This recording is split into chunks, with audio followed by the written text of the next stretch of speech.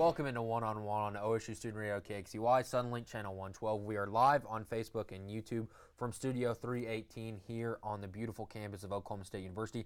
I'm Reed Spencer with my co-host Logan Mosier. How are you, Logan? I'm good, man. It was a good weekend. Cowboys won. It was a good weekend. The NBA's back, almost. Almost back. LeBron appeared in the Yes. purple and gold. The Lakers jerseys are back to what they should have been. Showtime. Yes. It's weird. Like, they were saying it on TV last night. It's weird to see LeBron wear those. And we'll talk about that later on at the end of the show. But it was just – it was weird.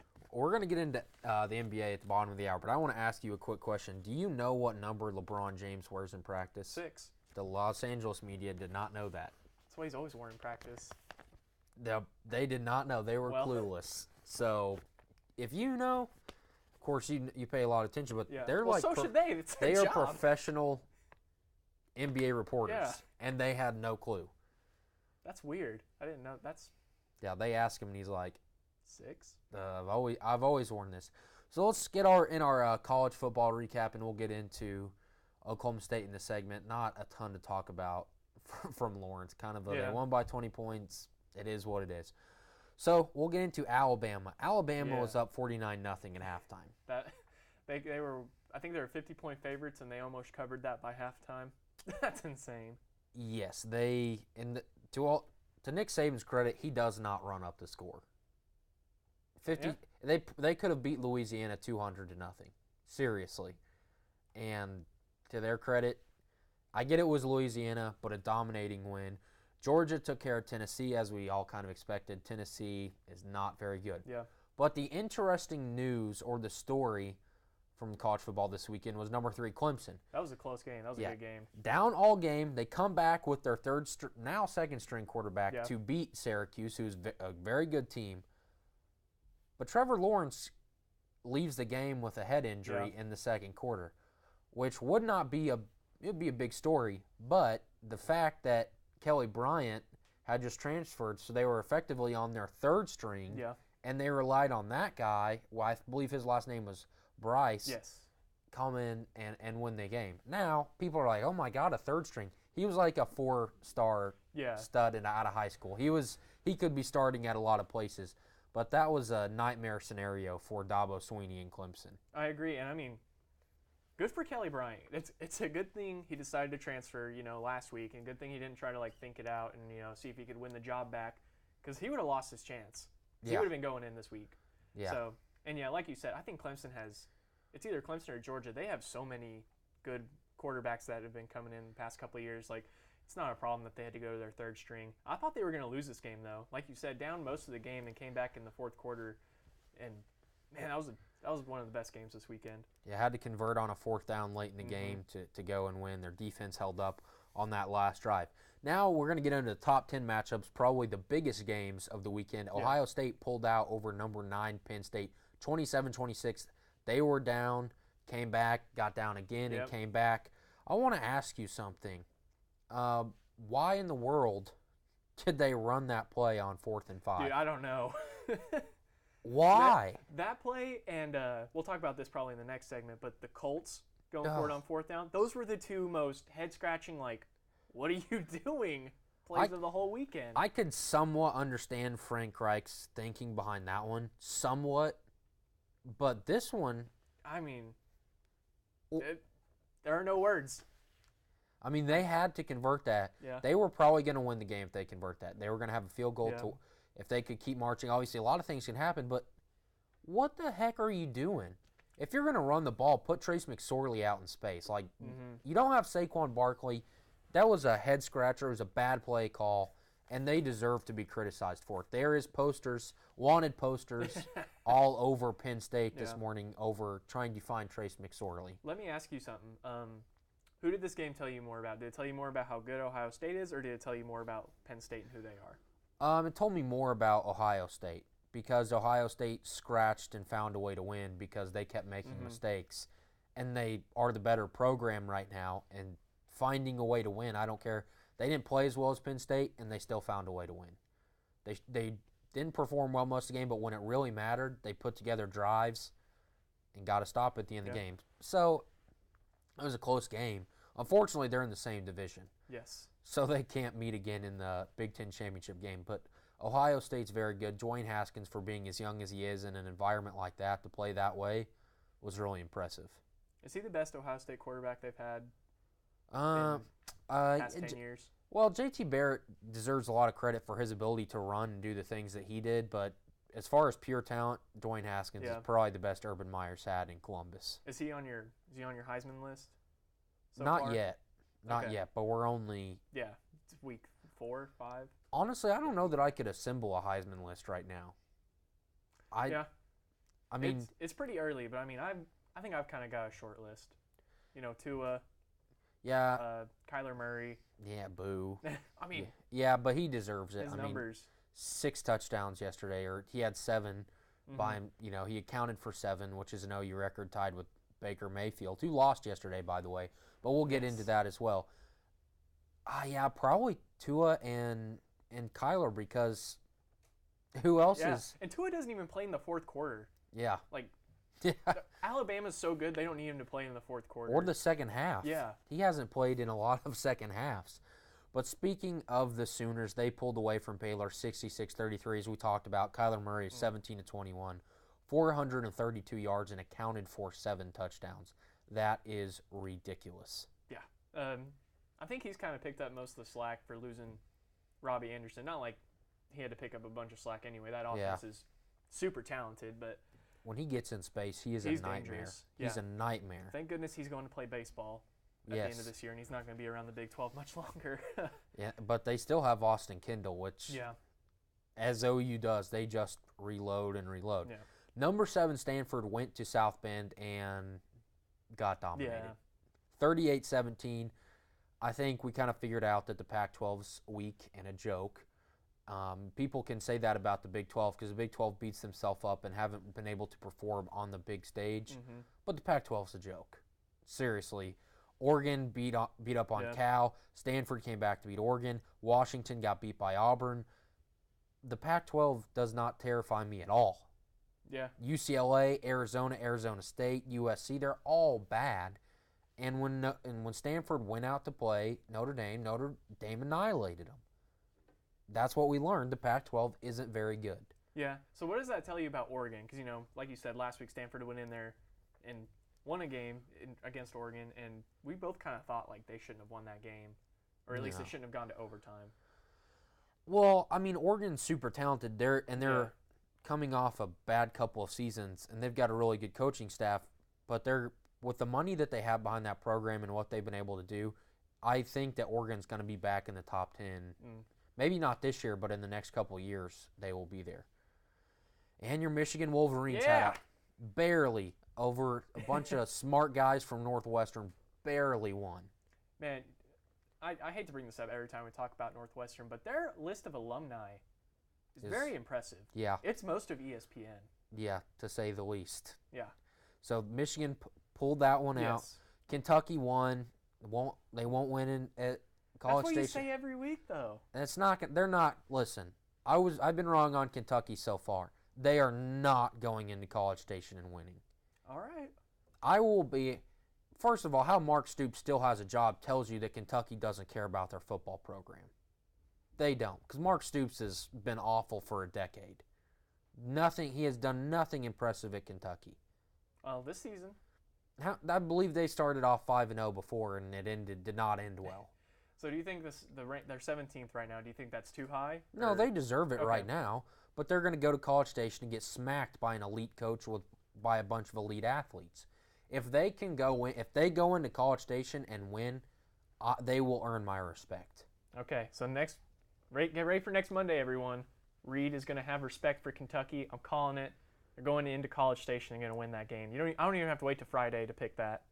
Okay, well, I'm on the Kentucky bandwagon. We'll get to that. Oregon pulled out a victory. Yes. Virginia Tech showed us Duke's just a basketball school. Dan Mullen goes into Mississippi State and gets a win.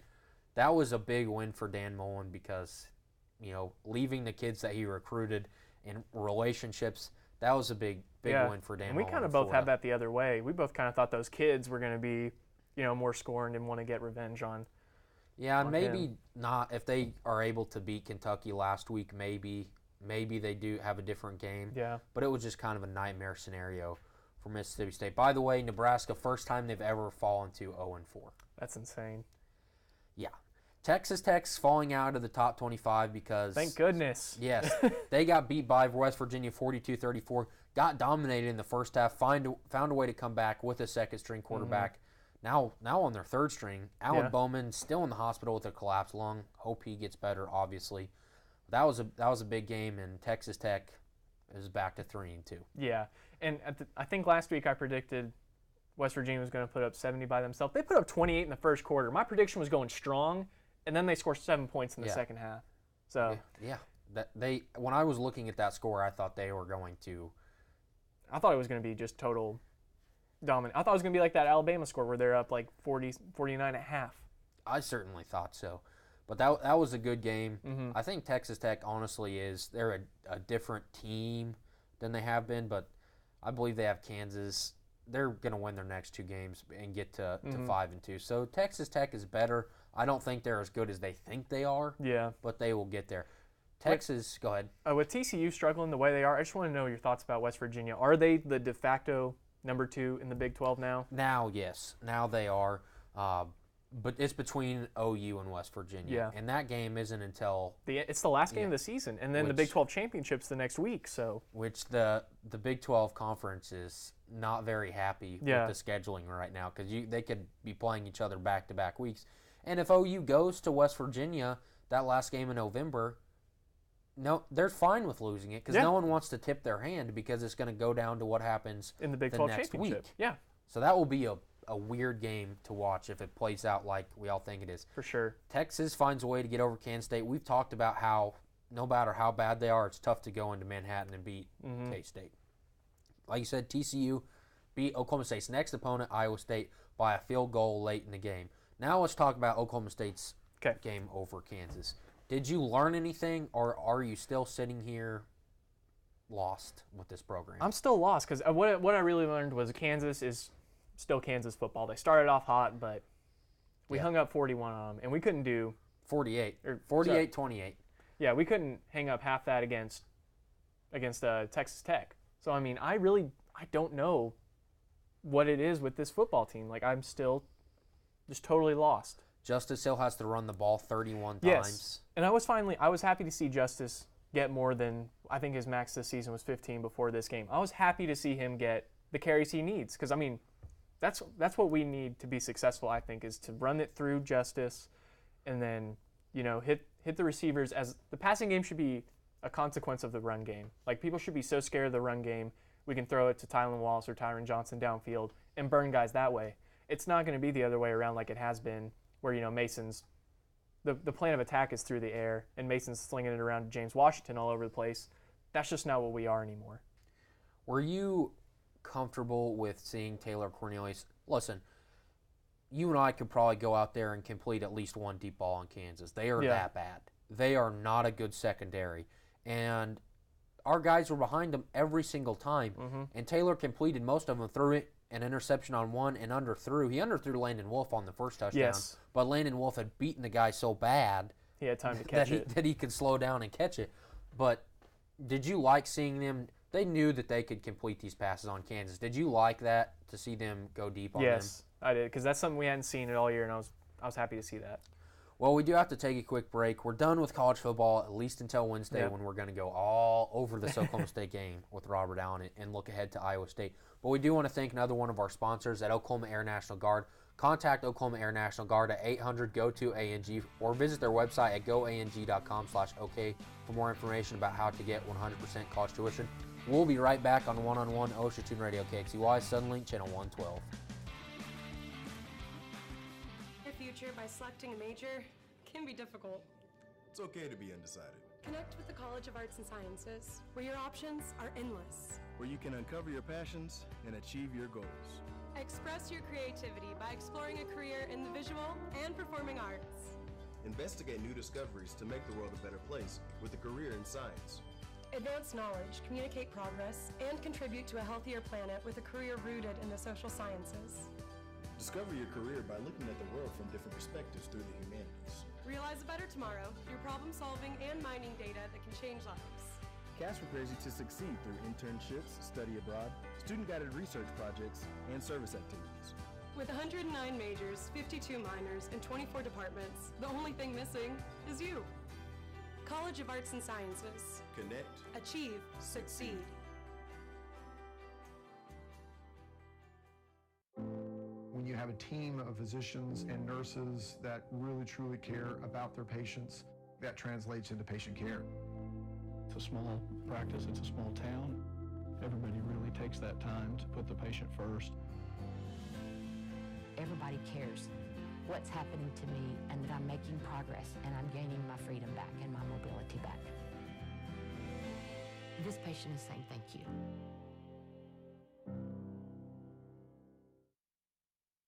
This spring, I invite you to shop in downtown Stillwater. Downtown Stillwater is home to locally owned shops, boutiques, eateries, and dependable professionals that you can trust. Find the perfect gift for your graduate, have a delicious meal with mom, or just stop in to enjoy great spring savings. By creating a demand for local goods and services, you can ensure a place for the local businesses that help give our community character and keep it unique. On behalf of Downtown Stillwater, thank you for shopping local.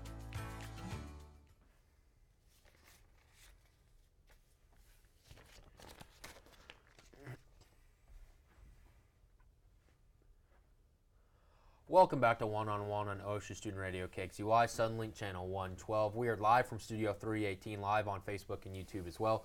I'm Reed Spencer, joined by my co-host Logan Moser. I can see him smirking out of the corner of my eye because Mitch Trubisky, the system quarterback of the week, had a heck of a game. And we're going to get into him when we talk about fantasy performers once we go over the games that we predicted. Okay. He did have a good game, but let's start with the Ravens and Steelers. The Ravens beat the Steelers 26-14 in Pittsburgh last night. Are you concerned about the Steelers? Yeah, I am. You know, last week we kind of said they'd figured it out. They missed Le'Veon Bell and something else. Something is not right with this team. Their head coach, their defense, everything. Yeah. I mean, Antonio Brown skipping a practice. Like, it's more drama than usual in Pittsburgh. Usually you don't see all the drama until the postseason and that kind of stuff. This is starting early, and it's ugly. Like you said, we both picked the Steelers to win that game. I think the Ravens are in sole possession of first in that division, are the Bengals. They're tied with the Bengals, I was about to say, 3-1. So the Bengals won last week as well, so we're still tied there. But, yeah, it's not looking good for Pittsburgh. Yeah, the Bengals are on a crash course to go 11-5 and lose in the wild card. So that's going to be fun. Man, did you see that Bengals-Falcons game? I saw more of it than I wanted to see. I watched like the last couple minutes in overtime of that game. That was insane. Unfortunately for Tyler Eifert, a gruesome injury. He's fought back. Yeah. That's disappointing. So, unfortunate for Tyler Eifert. But let's talk about the Browns and the Raiders. A lot of overtime games yesterday. I thought we were going to get more ties. No ties, thank the Lord. You know how I feel about ties. The Raiders and John Gruden get their first victory. As I predicted. Yeah, his first win in a decade. Yeah. They beat the Browns 45-42 in overtime. Baker Mayfield, 21 of 41, 295 yards, 2 touchdowns, and the 2 interceptions. Were you impressed with Baker yesterday? Not as much as I thought I would be. I mean, I knew he'd go out there and lead the team, and I knew he'd be pretty good. This is a nice pass right here. It gets picked off. Yeah, right across left field. But, I mean, Baker almost had a butt fumble moment. I think it's in this highlight reel right here, but he fumbles a snap, and he runs into the center's butt. So it's not quite as bad as Mark Sanchez, but Nothing will ever be as bad as Mark Sanchez. No. But Baker Mayfield's clearly the guy to go with. When was the last time the Browns hung up 42? It's been a long time. It's been a long time. And, they didn't win, and he had a couple costly turnovers, but he's just a rookie, and I think he's only going to get better, you hope. The number 1 overall pick has not won a start since David Carr in 2002. There, you're seeing that. Yep. And Hugh Jackson talked about it after the game. The Browns are good enough to turn that point where stupid stuff like that can't cost them a game. Yeah. They can't make those mistakes. I was impressed with Baker. I thought he played really well, but he played the Oakland Raiders. Right. So Baker's just going to get better, but also the scheming for him is going to get more intense. We'll see how it goes. Yeah. Xavier Sam is down to 1-3 as they lose to the Jacksonville Jaguars 31-12 yesterday. Yeah, and like we said last week, that's not a defense you want to play after he had that horrible game the week before, after playing, 2 or 3 games in 11 days, something like that. Right, yeah, 3 games in 11 days, and it was unfortunate. Sam Darnold is going to be better than he is now, but it has not been a good season for him so far. And the Patriots finished September 2-2. There you go. What did we say, Logan? That's what happens. Like, the Patriots always start slow, and everyone's like, it's over. The sky is falling. It's over. Yeah. But then they go play the Dolphins, and like everyone's like, oh, yeah, the Patriots the are Dolphins. good. Yeah. Did anyone really think that the Miami Dolphins, who haven't been good since Don Shula, really thought that those guys in their teal and orange were going to come up to New England and beat a Patriots team who was trying to prove something? Absolutely not. Yeah, and I think someone said a stat on TV the other day I was listening to. Tom Brady has not lost to Miami at home since like 2002 or something like that. He's like 1-17 against, or 17-1 against them, which is insane. They own the Dolphins, which is probably the jump start they needed. Gronk didn't have a great game. Still, I think only 44 yards, no touchdowns. He got his first target in the red zone last week, which kind of spells a little bit of an issue. Gronk only been targeting in the red zone once in 4 weeks. That's an interesting situation with the trade and everything going on there. I expect he will be there at some point. Sony Michel had a good game, though. Yeah, on my bench, by the way. Nice. I thought you traded him to Anissa. No, I have 3 leagues. Oh, okay. You have a problem. I do have a problem. Too many leagues. I do. It's hard for me to say no when people ask. The Titans beat the Eagles in overtime 26-23. This was a crazy game. Yeah, another overtime game. There was a ton of them yesterday. And we'll talk about Frank Reich after we get done with the Bears and the Bucs. Okay. So this game in Chicago has 2 quarterback headlines. It does. Let's start with Tampa Bay, because Fitzmagic is over. It is. It is over. And we both said, and I think everyone we were right. You have to start him as long as he was playing as well as he did. Yeah. Well, he fell back to reality. He is the Ryan Fitzpatrick that we've all seen over the last 8 years. He went to Harvard. Did you know that? I did know that. Thank you. A fun fact of the day. He went to Harvard, and he also sucks. He's not a starting quarterback. No. He's a good backup, but like I said last week, they were looking for an excuse to put Jameis Winston in there. Ryan Fitzpatrick goes out there, has a terrible first half. You see Jameis Winston in the second half, and I think it's his job going forward. Yeah, Jameis Winston named the starters today. He is. I don't have faith in Jameis Winston. I don't either. I don't think they're going to be that much better. And I say Ryan Fitzpatrick sucks. He's just not an elite starting quarterback. He had a great couple games, but he's shown flashes throughout his career, and then he goes back to what we all. It's kind of like Case Keenum. Yeah. Well, I'd put Ryan Fitzpatrick a little bit above Case Keenum, just a little bit. If you put Ryan Fitzpatrick on that Vikings team last year, I think that you have. I'm sorry, I meant to say Nick Foles, not Case Keenum. Sorry. Okay, I was gonna say. Yeah. be careful who you compare to Case Keenum. That's almost an insult in some books. But the other headline is. Say it. Mitch Trubisky. Yeah. Listen. He's in a great offense. He is. Great defense. He didn't put up 50 points in our league. No, but do you remember what you said last week? What did I say? We have it. If we can get that, we have Reed talking about Mitchell Trubisky last week. There we go. I've been saying this ever since. Mitchell Trubisky's going to go out and get I don't know what we're saying. Yeah, that's how I have to think about it, Reed. Okay, I have to justify it somehow. Don't justify it with Mitchell Trubisky and going to get you 50 points. Okay, he'll get me 40. Listen, I've said a lot of things that I've had to retract. Texas is back. I was a little bit wrong on that one. May come true. I said Kentucky wouldn't win. What else have I said that didn't come true on this show? A lot of stuff. I have never, ever in my life been more confident to say Mitchell Trubisky will never, ever, ever get 50 points in fantasy football.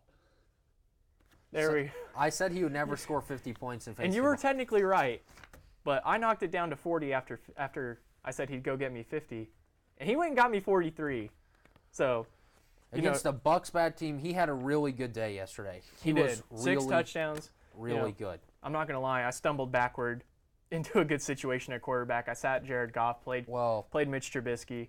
Thank the Lord that I was playing the Catoosa Goofs because otherwise I got 0 points from Ryan Tannehill. Yeah. 0, and I still won by 30. Do you want to go into top performers for fantasy real quick? Yeah, I do. But Okay. But I do want to say really quick, I don't think that Mitchell Trubisky is an elite quarterback in the National Football League. Yesterday was an anomaly. Seriously. I think he's good, but he's not worthy of where they picked him, and he's never going to be an elite guy in this league. He's in a great system with Matt Nagy, and they're rolling right now. They may win the division and get to the playoffs, but I'm not going to lose sleep over not having Mitchell Trubisky as my quarterback. Same. Well, actually, I might. I don't know. Well, Broncos yeah, are in a you rough would. situation, but You might like bring you Ryan said, from the camera back there and be more comfortable with him as your quarterback. maybe. I'm pretty sure he's taller than Case Keenum. I'm Yeah. almost positive that he's taller than Case Keenum. But let's get into these top fantasy Okay. performers. Mine was Mitchell Trubisky for quarterback. Like I said, 43.5 points, 6 touchdowns. He got it done for me. He's my fantasy performer as well. There we go. Yes, I was wrong on the fantasy aspect of things. He didn't hit 50 in our league, but he was phenomenal yesterday, and he won people a lot of games yesterday. I still think I'm going to lose, by the way. But my running back for the week was James White out of New England. He seemed to take it over. I said Sonny Michel had a good game. I think he had a better game as far as fantasy points go. So I don't know. If you're looking at quarterbacks in New England, it's kind of been inconsistent. I think James White might have taken a step ahead of Sonny Michel. I will go with Alvin Kamara for the New Orleans Saints. Yesterday against the Giants, 36.1 points. He was phenomenal, had a touchdown to put the game away. He's almost like a slot receiver that plays running back. Yeah. He is so athletic and so good. So 36 points there. He is my top running back of the week. Who was your top wide receiver? DeAndre Hopkins, Yeah. 22.9 points in the win over the Colts, which went right down to the wire, thanks to Frank Reich making a bad decision. Yeah. So DeAndre Hopkins had a good game. He is my fantasy performer for wide receiver. My fantasy wide receiver was Taylor Gabriel, catching 2 of Mitchell Trubisky's 6 touchdown passes, 104 yards, 23.4 fantasy points. If we were in PPR, that'd be 30.4 points because he had 7 catches. Oof. That's a good week. So George Kittle, Yeah. 18.5 points. Did we both? I think we both sat him, and he went out and killed it. Yeah, 18.5 points. They still took the L, Yes. the 49ers, but he had a good game from C.J. Beathard. We were wrong on that one. Yeah, I'm hoping that's more of an anomaly. I think so. Yeah. They may have good games, but they're not going to win. Yeah. And we could have went back to hating on the Buffalo Bills because they are still awful, it turns out. Yeah. Josh Allen had a fluke against Minnesota, it seems. Yes.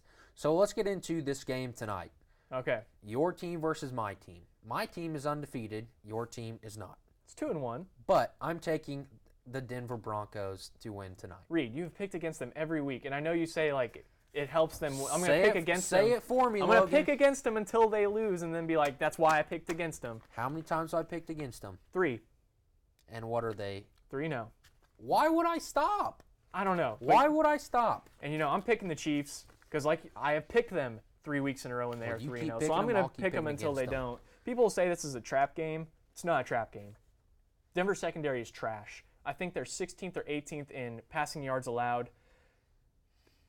Not the Kansas offense. City's going to tear that up. Not the offense you want to see if you have a bad secondary. Exactly. And the run game will be easy. I think Kareem Hunt's not going to have that great a game, but If they can take Von Miller out of it, they'll be all right. yeah. They have to be quick and efficient and step on the Broncos' throat. They are. They have to. They are. I think it will be closer than you think. We're going to be I don't think it's going to be close at all. Well, we have to take a quick break before we get into the NBA Yep. and the Ryder Cup. Unfortunately, USA didn't win. Baseball. We've got a ton to get into in the second half of our show, but we do want to thank another one of our sponsors at OSU Communications. Not sure where to park? OSU Communications has got you covered with parking tips and bus schedule information. We'll be right back on One-on-One OSU Student Radio, KXUY, Suddenlink, Channel 112.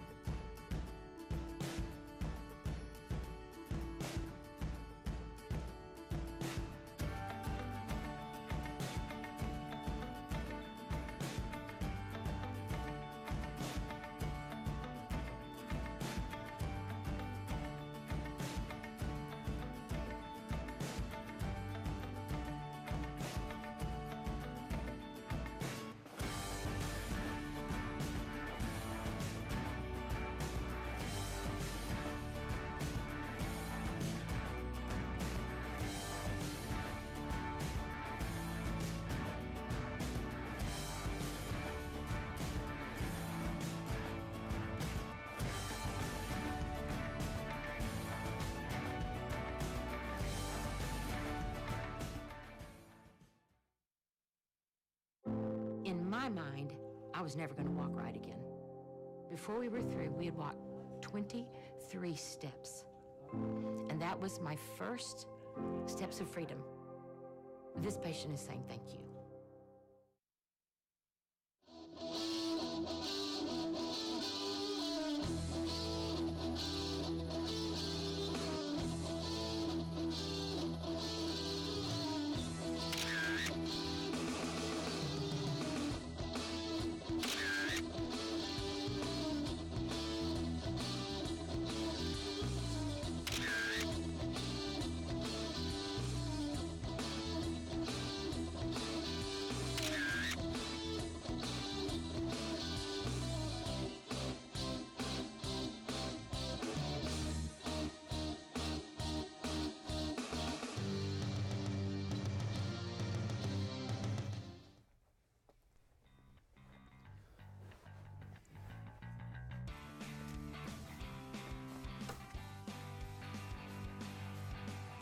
Welcome back to One on One on Ocean Student Radio, KXUY Sunlink Channel 112. As you see right there, USA did not perform well in Paris over the weekend.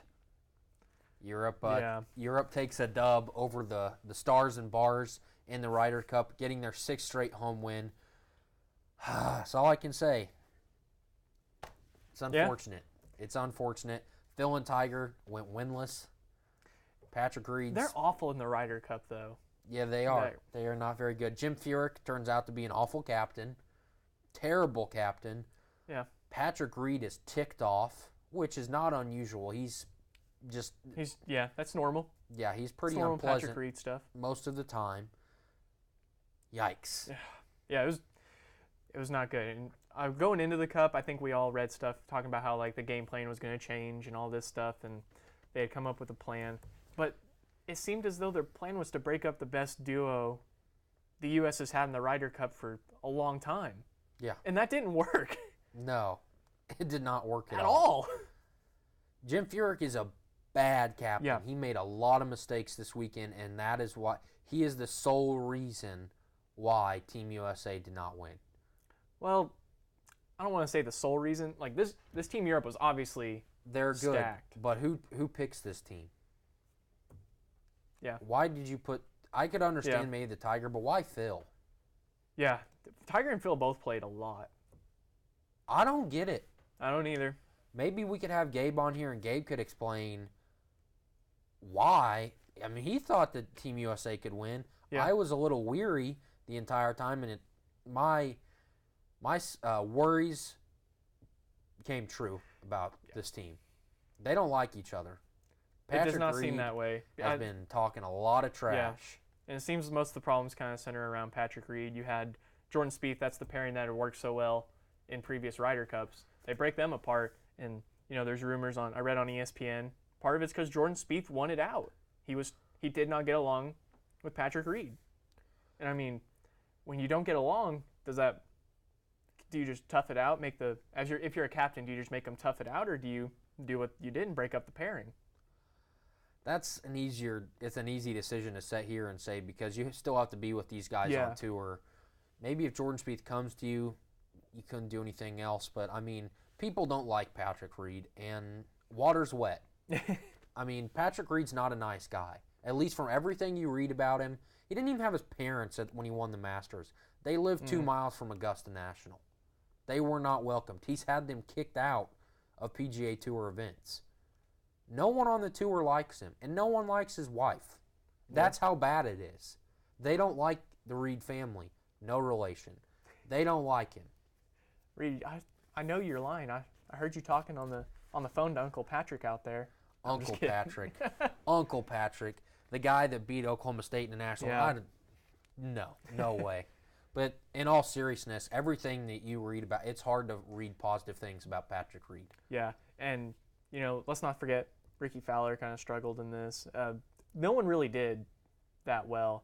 No, Francisco Molinari for Europe was phenomenal. Went undefeated. Yeah, 6-0, accounted for most of their points. I'm going to ask you this: is it time for Tiger and Phil to just stop going to the Ryder Cup and maybe try and take on more of like a captain role. Yeah, or this was something their like that. last. Yeah. This is both of their unless Tiger goes on a run where you over the next 2 years where you can't leave him off. Mm-hmm.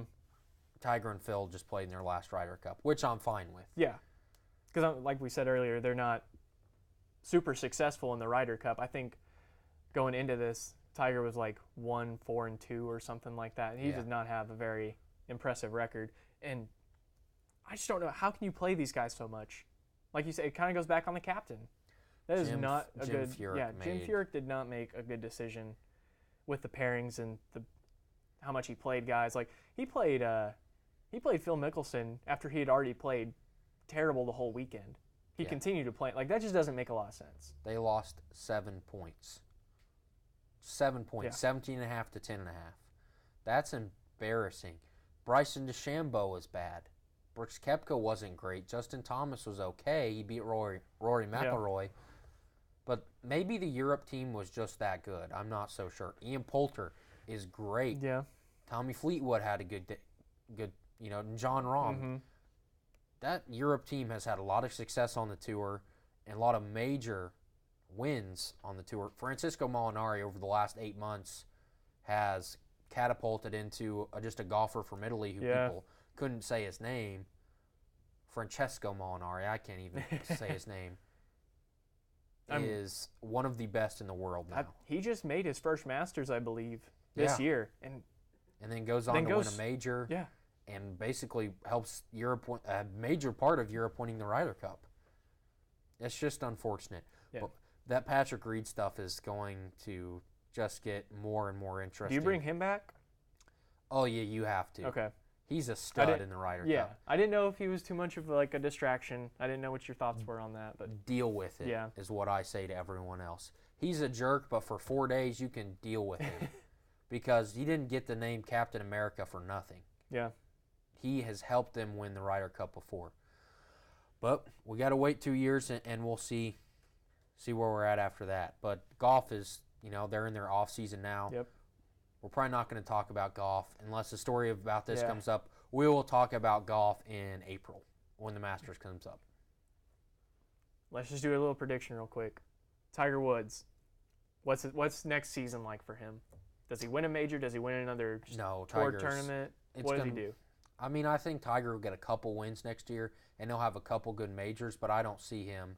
Tiger just has a hard time. Like at Augusta, you can't have one bad phase of your game at Augusta. Mm-hmm. You just can't. And at the U.S. Open, the course plays so fast. Tiger's just struggling to put it all together. He ended up getting that win at the Tour Championship, but after that, in these majors, when the courses are super hard and 8 under can win you a tournament, Tiger's going to have a hard time putting 4 good days together. I'm kind of thinking the other way. I've kind of flipped a 180 on the Tiger Woods deal. I think he could win a major. I think if he has a good offseason, gets rested up, I hope you're right, because if Tiger Woods wins a major, that's big. Work's canceled the next day across the country. Yeah. Because people will go crazy. Look what they did for him just to win the Tour Championship, who no one cares about. I think it could happen. I want it to happen, that's for sure, because it's good for golf. It's good for sports. Yeah, golf needs Tiger, and if you don't believe that, look at the crowds when he won. Yeah, ridiculous. Exactly. So, one of America's oldest games, next to America's pastime. Let's move it on to baseball. Okay. It looks like the Brewers probably are going to. Yep. In the 163rd game, there's 2 games. People are playing for division championships today. The Brewers are up on the Cubs right now, 3-1 in the bottom of the 9th. So unless the Cubs in the next 20 minutes can rally with 2 outs, they're down to 2 outs, down by 2 runs, and unless something magical happens in Wrigley, it looks like they're going to play the winner of the loser, of Colorado. Well, Rockies. The Cubs will play the winner. Yeah. Yeah, the Cubs will play the winner of the Dodgers and Rockies, right? I thought it was the other way. I thought Milwaukee would host. They'll get the 1 seed, and then the wild card game would be between the loser of Rockies Dodgers. Right. You're right. Okay. Yeah, that's what I meant. They'll play the loser of the Rockies and Dodgers. Yes. So we'll see what that game will start. I believe it's already started. It's top of the first. 0-0. Oh, yeah. It starts 4 o'clock Eastern time. Yeah. We're stuck in the Central. So we'll see there. But you're looking at the AL here. The Red Sox clinched a long time ago. Yep. The Yankees and the Athletics I believe they play tomorrow in Yes. Yankee Stadium. And the Indians and the Astros. I believe I have asked you this before, but what's tomorrow? Who wins tomorrow between The Yankees and the Athletics? the Athletics? Yes. I'm taking the Yankees. I think that's a pretty safe bet. I know Oakland's kind of come on towards the end of the season, but the Yankees roster is too stacked. Yeah, they set a record for home runs Yeah. this year. By the way, before I forget to talk about it, and we'll get back to the playoff stuff, did you see that arm on the fan Yes. at Fenway? That was impressive. From the Green Monster, like, to second. Is that what it was? Yeah, he That was bounced it right impressive. at second and hit Giancarlo Stanton. Yeah. That was a guy with an arm. And ironically enough, he's a Braves fan. Yeah, that was kind of weird to see him at the Red Sox Yankees game I don't. as a Braves fan. Not so surprised that a Braves fan's there, but more surprised that a Braves fan was so mad that he picked it up and threw it back. He doesn't. Yeah. They're not even in the same league. Yeah. They're in the NL. I didn't get it, but he probably regretted it once yeah. he won. Unless he gets some calls, someone's like, "Hey, Yeah, we've got it. you want to get on the farm team?" Maybe the Royals could sign him. Maybe. Maybe the Brewers just won. So the Brewers Okay. are NL Central champions. So let's start there in the NL. Okay. Who wins the World Series for? Who wins the pennant in the NL? Yeah, the pennant. Excuse me. Who makes it to the World Series? Man. Going into this game, I thought the Brewers were going to lose. That kind of changes my thoughts on everything. I know you're big on the Brewers. They copied the Royals formula from a couple of years ago. It's hard for me to bet against the Cubs. I know they just lost this game, but I'm going with the Cubs. The Cubs are going back to a World Series. So the Cubs win tomorrow. Yes. They beat the Dodgers and/or Rockies. Yes.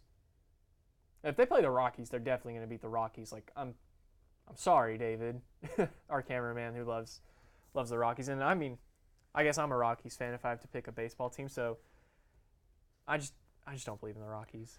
Well, it's hard to believe in Yeah. a team when they've never won a division title, and maybe that changes today. But when they've been around 25 years and they can't even win a division title, Did make it to the World Series in 2007 though. they did, and they got Annihilated. smacked by the Boston Red Sox. Maybe the best Red Sox team. That wasn't Until this one. That team was better than this. I'm just one. saying until. Oh yeah. Since then, this has been Yeah. the best team the Red Sox have had since that one. I still don't think the Red Sox win the World Series, but in the do. NL, I'm going to take the Brewers to Yeah. make it to the World Series. I understand your logic in that. They're hot right Yeah. now, and they have a lot of experience on that team. Christian Yelich, I mean, unless he pulls a Daniel Murphy and just chokes in the playoffs from now on out, I'm going with the Yeah. Brewers to make it out of the NL. Who are you going with out of the AL? The Houston Astros. Okay. I think the Yankees win tomorrow, but outside of that, I think that it comes down to the Red Sox and Astros, and the Astros are just too good. See, I'm kind of the other. I think that Red Sox roster is just too good. I think that's the most complete Red Sox roster, like you said, since that 2007 team.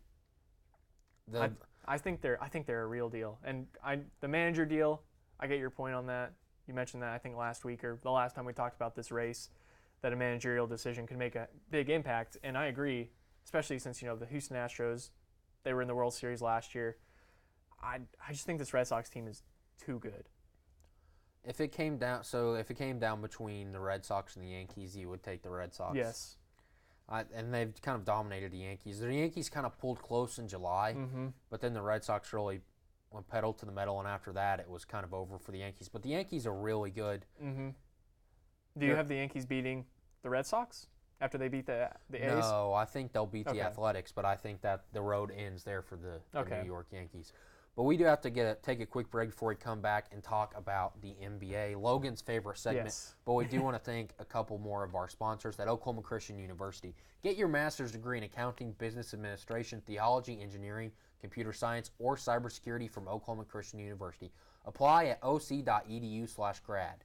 And Unitarian Universalist Church. If you were looking for a church home, visit Unitarian Universalist Church of Stillwater Located at 320 South Stollard Street, they offer an alternative spiritual path and welcome all races, religions, and beliefs. LGBTQ friendly. Services are every Sunday at 10:30. We'll be right back on One Ocean Student Radio, KXUY, Suddenlink, Channel 112.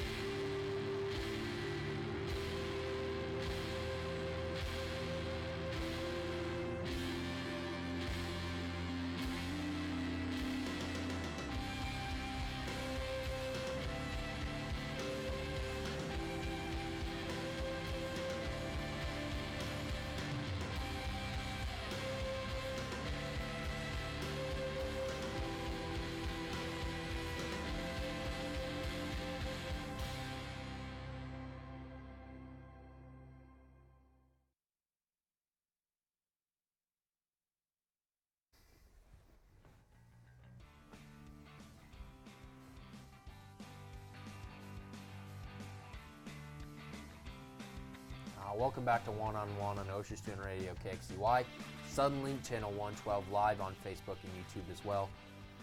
We're here in Studio 318, and we're going to be talking about your favorite thing, Logan, yes, the NBA. And let's start with the Showtime Lakers. The Lakers. The LeBronzo, the Los Angeles LeBronzos, I guess we could call them. Yeah. Because apparently Lonzo fixed his shot, and LeVar's not talking a lot of crap, so... Yet. wait till they go on like a little losing streak. They might start slow. That's when you're gonna see LeVar. Yeah, wait till he gets traded to Portland in mid-December. There we go. Anyway. Look at that. LeBron in the purple and gold.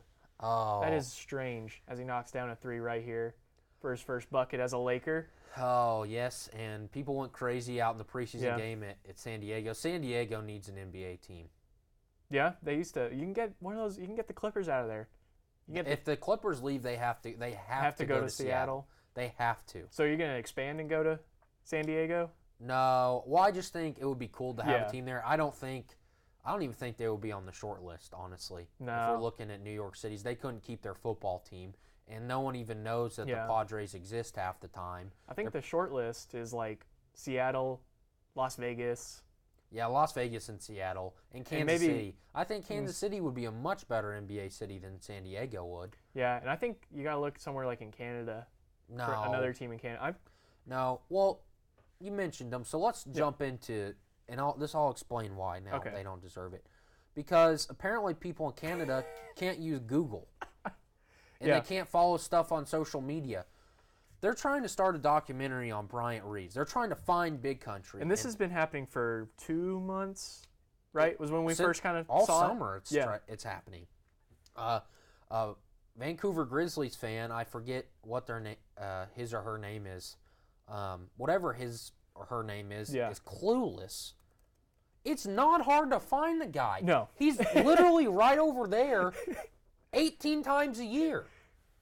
Yeah, he's on Twitter. All you have to do is search Twitter. He did not go missing. He's just not in Canada.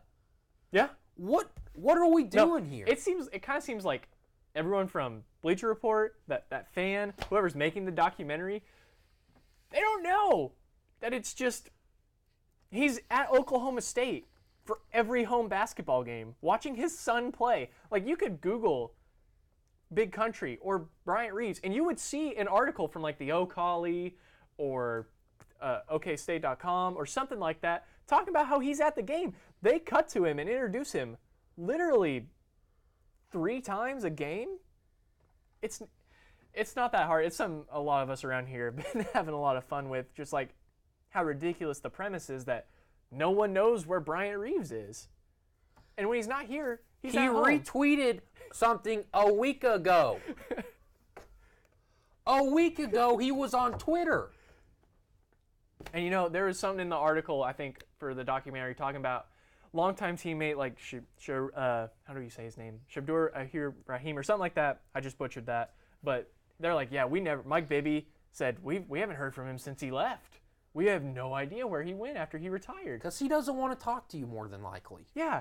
And his son plays at Oklahoma State. yeah. We spent too much time on this, but it's It's a ridiculous idea for a documentary. Like, I mean, it's a cool doc. He deserves, because he is a great story from a small town in Oklahoma. Yes. Who dominated college basketball, went to Final Fours, and made a lot of money in the NBA. Yes. But I'm not knocking the idea of a documentary. Just the fact that you don't know where he is. Just the fact that you can't find him is you're not working very hard. You're not trying very hard. Because you could call any media outlet in this state and they'd be like, oh yeah, we see him at Oklahoma State games all the time. But how can you make that's a short documentary, Reed. Well, do a documentary about him. Yeah, not like, I know what you're saying. If you're trying to do a documentary on finding him, that's going to be a bad documentary. Yeah. Because it's not like, he went back to some town. He's here. I don't know him, but I would think he's probably pretty quiet and doesn't love all this stuff. Yeah. But he's not hard to find. Yeah. So let's jump back into the preseason. I'm gonna ask you a question, Reed. Did the Hawks make a mistake in trading away the rights to Luka Doncic for Trae Young? Duh. Trae Young? Yeah. I'm more concerned about you wanted Trae Young, not how good Luka Doncic is going to be, because Luka Doncic is not going to have to be very good to be better than Trae Young. He's going to be more than not very good. He's going to be not saying great. he's not. I'm just saying he doesn't have to. He doesn't have to be that good for the Mavs to win that trade. He's going to be really good. Sadly, we don't have any highlights of that game because it was against like the Beijing Ducks, so no one put up a lot of highlights of that. But 5 for 7 for 16 points, 3 for 4 from 3. He plays the power forward position, and every time he got a rebound, he would take it coast to coast, and he moves kind of like how Chris Webber used to move. He can handle the ball. He has nice handles. He can do it all. He can pass. He can shoot. He can play a little defense. He had a couple of nice blocks. He had let's see how many blocks did he have on the night. 3 blocks. I think they made a big mistake, and people are going to rip them about it for a long time. This might be the worst trade since the Thunder traded away James Harden. That's how bad this trade could be. Only time will tell. Yeah. Only time will tell. But certainly if Luka Doncic turns out to be a 10-time All-Star, and Trae Young's working at Foot Locker in 10 years, certainly. No, I don't. Trae Young's going to be in the league for a long time. I just don't think Trae Young was worthy of how much praise and how high he was picked. Yeah. That seems to be a theme with guys coming out of OU lately. Baker gets a lot of favorable coverage. Trae Young does, but we'll skip that. Gordon Hayward is back, finally, after the terrible injury last year. Awful injury. Yes. He's back. He's playing basketball. He's got a little rusty. He hasn't had a great preseason so far, but what does it mean just to see him back out there with the Celtics? It's nice to see him because we all and Gordon Hayward got robbed of how good the Celtics were last year and everything that they could have accomplished. They would have been better. They are better with Gordon Hayward out on the floor. I agree. He's a really good player. That's why he's in the NBA, Logan. It's true. But, instead of last year's starting lineup, I think you got Kyrie, Jaylen Brown, Jason Tatum, Marcus Morris, and Al Horford. You sub out Marcus Morris, move him to your bench, and that's a big upgrade to your bench. And you put in Gordon Hayward. This team is going to be problems going forward. I think they can challenge the Warriors in a playoff series. Everyone's kind of writing them off, and maybe they get 5. I think they could push it to 6, maybe even 7, but we'll talk about that more as the season goes on. It's definitely good that he's back out there, because imagine, I saw someone talking about this, and I thought, man, how could you get worse? You know, they traded away Isaiah Thomas after he had that horrible hip injury, played through the death of his sister, and they ship him off for Kyrie. What if they had traded Gordon Hayward for Jimmy Butler? How bad would the Celtics have looked if they had done that? If they would have traded Jimmy Butler or Gordon Hayward for Jimmy Butler, what kind of karma is that? It would not have been good. Yeah, it would not have been good. But you know, you look at Marcus Smart, Jason Tatum, Terry Rozier, Scary Terry, who doesn't like that nickname, but wears the shirt. Yeah. They have a really good roster, and I think now you can call Brad Stevens the best coach in the NBA. One of the best coaches. He's the best coach in the NBA. One of the best coaches. He is the best coach I'm not willing to surrender that. Listen, Greg Popovich is one of the greatest coaches of all time, but right now, how many people has Brad Stevens run off? None yet. He's only coached for... Greg Popovich ran off one guy in like 20 years. One guy who's, by the way, if we could put like a hot button in here of Kawhi's laugh. No one needs to hear that. That is a crime against humanity. But I mean, Greg Popovich is still the best coach in the NBA. And then Brad Stevens and Steve Kerr are on that second tier. I'm not ready to surrender that yet. So you're saying that Brad Stevens is the best coach in the NBA? One of the best coaches. What I heard. One of the best coaches. So we do have to get out of here, but we will be back with Robert Allen, our OSU Insider, on Wednesday to break down Kansas and the Iowa State game. So thank you for watching. We will be back on Wednesday, as I said. Thank you for watching One-on-One on OSU Student Radio, KXUI, Suddenlink, Channel 112. Determining your future by selecting a major can be difficult. It's okay to be undecided. Connect with the College of Arts and Sciences, where your options are endless. Where you can uncover your passions and achieve your goals. Express your creativity by exploring a career in the visual and performing arts. Investigate new discoveries to make the world a better place with a career in science. Advance knowledge, communicate progress, and contribute to a healthier planet with a career rooted in the social sciences. Discover your career by looking at the world from different perspectives through the humanities. Realize a better tomorrow through problem solving and mining data that can change lives. CAS prepares you to succeed through internships, study abroad, student-guided research projects, and service activities. With 109 majors, 52 minors, and 24 departments, the only thing missing is you. College of Arts and Sciences. Connect. Achieve. Succeed. When you have a team of physicians and nurses that really truly care about their patients, that translates into patient care. It's a small practice, it's a small town. Everybody really takes that time to put the patient first. Everybody cares what's happening to me and that I'm making progress and I'm gaining my freedom back and my mobility back. This patient is saying thank you.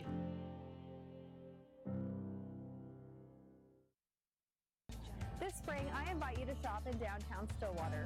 Downtown Stillwater is home to locally owned shops, boutiques, eateries, and dependable professionals that you can trust. Find the perfect gift for your graduate, have a delicious meal with mom, or just stop in to enjoy great spring savings. By creating a demand for local goods and services, you can ensure a place for the local businesses that help give our community character and keep it unique. On behalf of downtown Stillwater, thank you for shopping local.